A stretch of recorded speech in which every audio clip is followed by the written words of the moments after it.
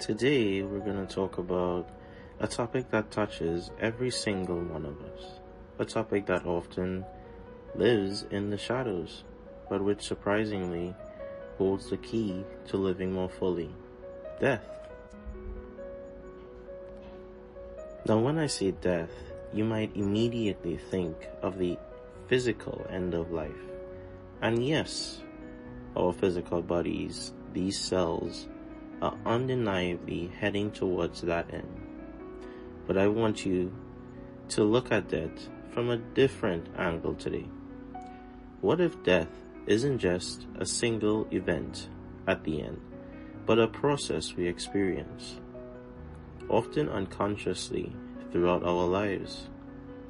What is death truly? Why does it occur? And why is this seemingly final event such a persistent, urgent question in our lives? Think about it. At some point, perhaps during a quiet moment, or maybe triggered by an event, every single one of us becomes actively aware of two things: the passage of time and the inevitability of death. This realization isn't just about the future.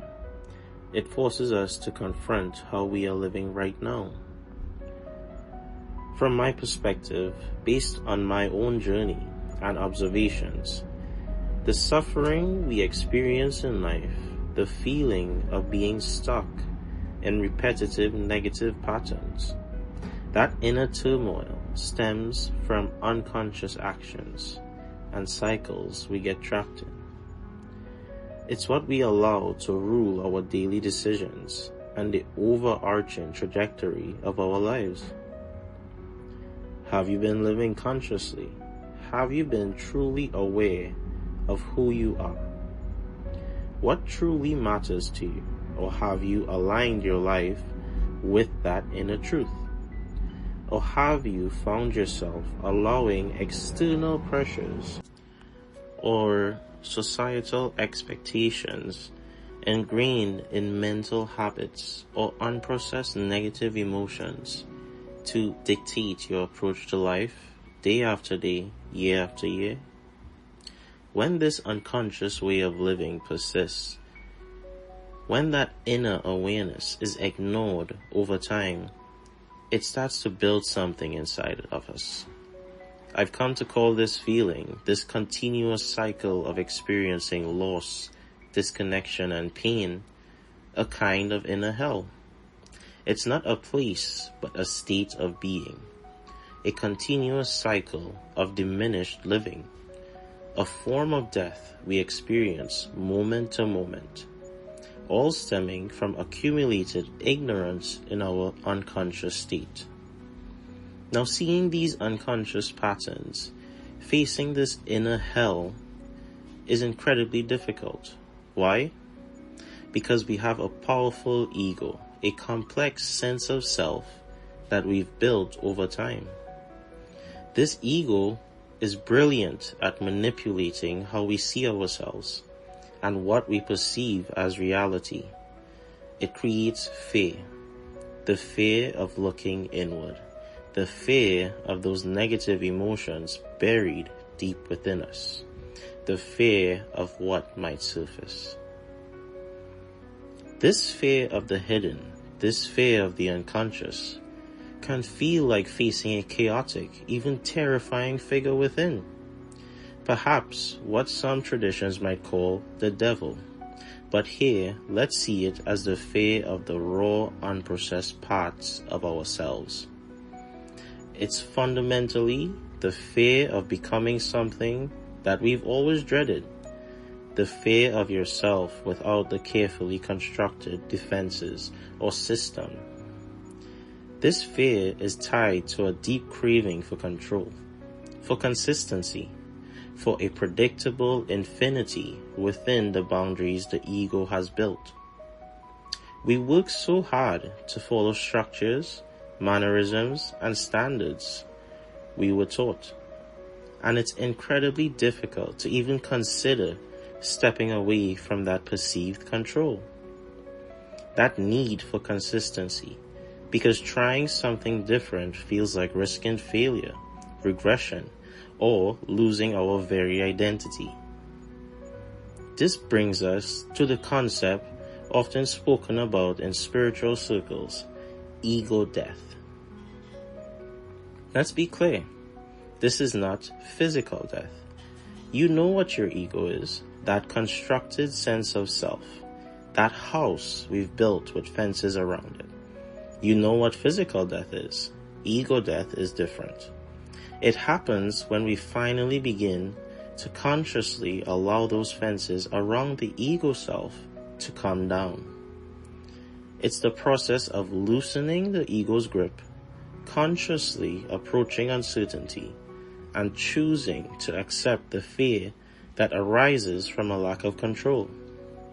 It's facing the fear of who you will become as the old identity softens, and confronting the negative, hidden parts of yourself that the ego tried to wall off. Ego death, or the journey towards it, truly begins when you start to become conscious. When you begin to see those unconscious patterns, those repetitive cycles, as described in the Theravada teachings, it's seeing the truth of samsara, the endless cycle of suffering that we as individuals often go through unconsciously while pursuing our worldly goals or our personal goals, spiritual goals. What many refer to as the event of ego death or a profound realization is when that critical connection happens, when your unconscious patterns are powerfully shone upon by conscious awareness. This convergence can indeed feel like a mind break or a shattering of reality, because the way you fundamentally perceive yourself and the world shifts dramatically. In the spiritual realm, this is often called realization. Suffering isn't gone, but it is now seen for what it is, a cycle fueled by unconsciousness. So what do we do after this realization? After experiencing this profound seeing of suffering and its roots, this is where we consciously choose to develop a path to cease these cycles of death and suffering that have run on autopilot for so long.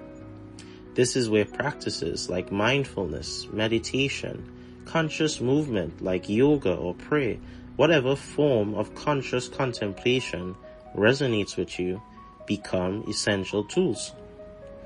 They are the ways we actively engage in assessing our inner landscape daily, contemplating our actions and motivations and consciously making changes, becoming an active agent of change in your own life.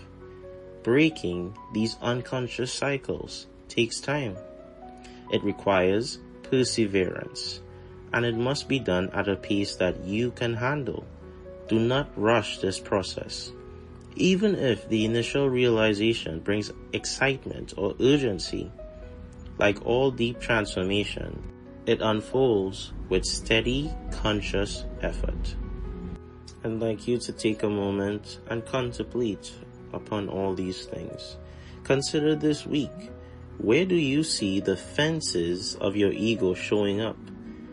What small unconscious pattern could you bring a little more awareness to today? Take time and assess these on a daily basis. Remember, it is at your pace through which you visualize and then manifest the reality that you choose after experiencing this ego death. This is your Formless Guide, signing off.